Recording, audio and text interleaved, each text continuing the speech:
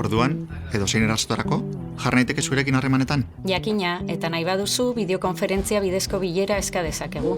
Baita mugikorretik ere. Ikusten zein arreza den? Oso ondo.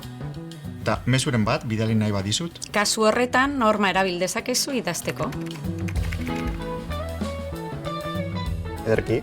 Eta badut agiriak jasotzerik? Bai, horixe, horretarako agiriak partekatzeko aukera daukagu. Ze ondo. Eta gai finantzarioei buruzko galderarik badut? Arazorik gabe, zure premium gestorea eskura izango duzu. Eta seguru kontuan? Horretarako dago zure aseguruetako gestorea. Bikain, beraz harremanetan jarraituko dugu, ezta? Jakina, zure online bankaren bidez, edo aplikazioaren bidez, nahi eta noiz nahi.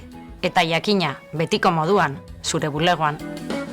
Ondo da, eskerrik asko eta laster arte. Laster arte.